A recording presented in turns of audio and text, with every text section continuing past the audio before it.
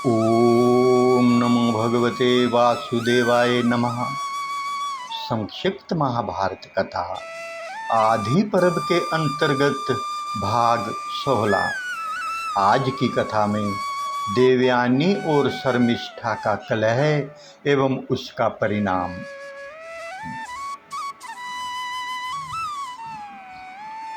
विशंपजायण जी कहते हैं, जन्मजय कच्च संजीवनी विद्या सिखाया, इससे देवताओं को बड़ी प्रसन्नता हुई। उन्होंने कच्च से वह विद्या सीख ली, उनका काम बन गया।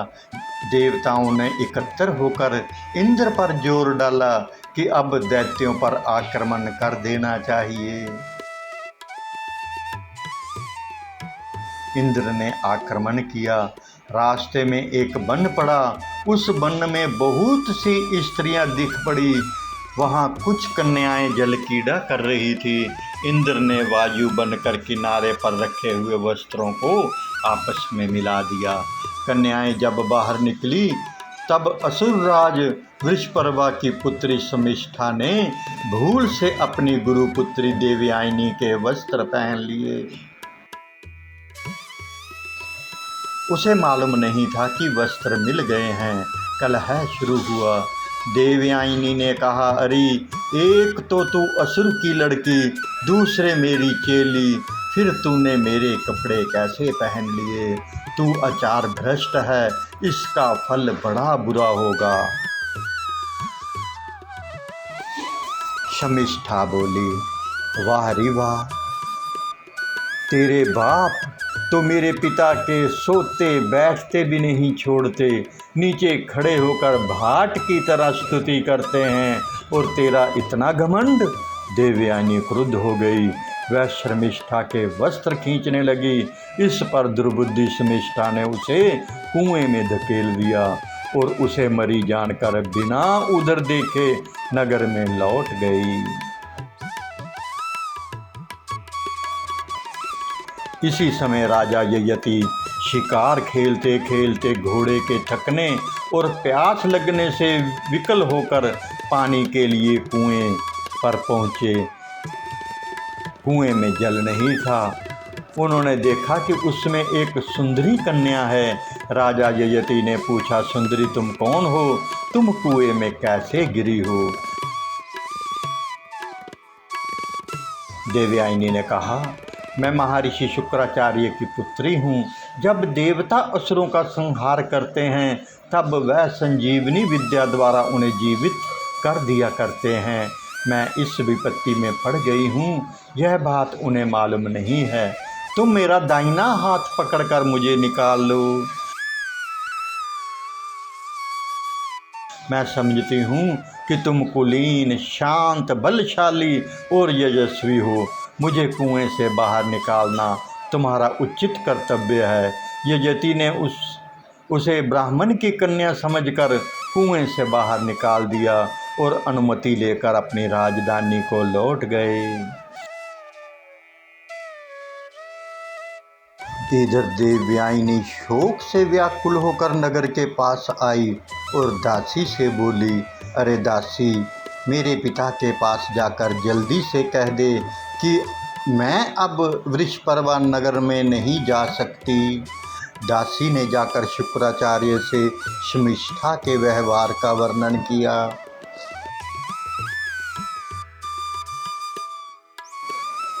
देवयानी की दुर्दशा सुनकर शुक्राचार्य को बड़ा दुख हुआ। वे अपनी लड़की के पास आए और अपनी प्यारी पुत्री को हृदय से लगाकर कहने लगे, बेटी, सभी को अपने कर्म के फल स्वरूप सुख दुख भोगना पड़ता है। जान पड़ता है कि तुमने कुछ अनुचित कार्य किया है जिसका यह प्रायश्चित हुआ। देवयानी ने कहा, पिताजी, ये प्रायश्चित हो या ना हो, मुझे एक बात बतलाइए। वृषपर्वा की बेटी ने क्रोध से आंखें लाल लाल करके रूखे स्वर से कहा कि तेरा बाप तो हमारे भाट हैं। वे हमारी स्तुति करते, हमसे भीख मांगते और प्रतिग्रह लेते हैं। क्या उसका कहना ठीक है? यदि ऐसा है तो मैं अभी जाकर शर्मिष्ठा से क्षमा मांगूं और उसे खुश करूं। शुक्राचार्य ने कहा, बेटी, तू भाट, भीख मंगे या दान लेने वाले की पुत्री नहीं हो।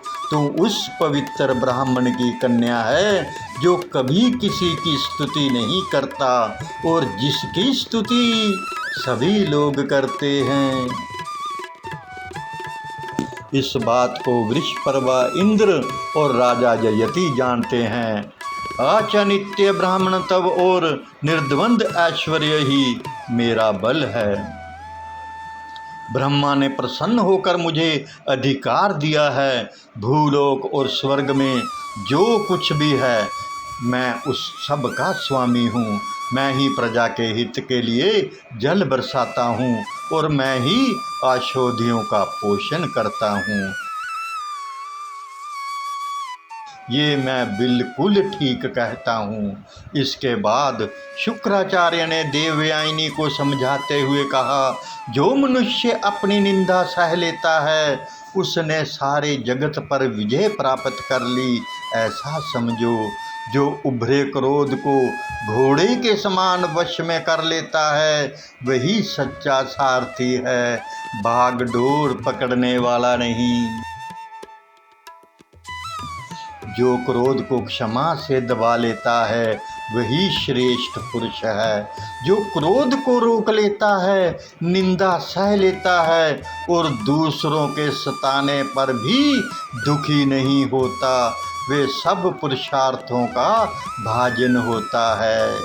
एक मनुष्य 100 वर्ष तक निरंतर यज्ञ करे और दूसरा क्रोध ना करे तो उससे क्रोध ना करने वाला ही श्रेष्ठ है।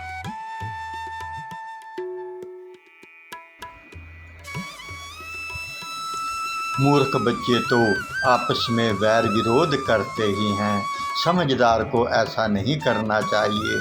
देवयानी ने कहा, पिताजी, मैं अभी बालिका हूँ, फिर भी मैं धर्म अधर्म का अंतर समझती हूँ कि क्षमा और निंदा की सबलता और निर्बलता भी मुझे ज्ञात है। अपना हित चाहने वाले गुरु को शिष्य की दृष्टा क्षमा नहीं करनी चाहिए। इसलिए इन क्षुद्र विचार वालों में अब मैं नहीं रहना चाहती, जो किसी के सदाचार और कुलीनता की निंदा करते हैं उनके बीच में नहीं रहना चाहिए। रहना चाहिए वहाँ जहाँ सदाचार और कुलीनता की प्रशंसा हो।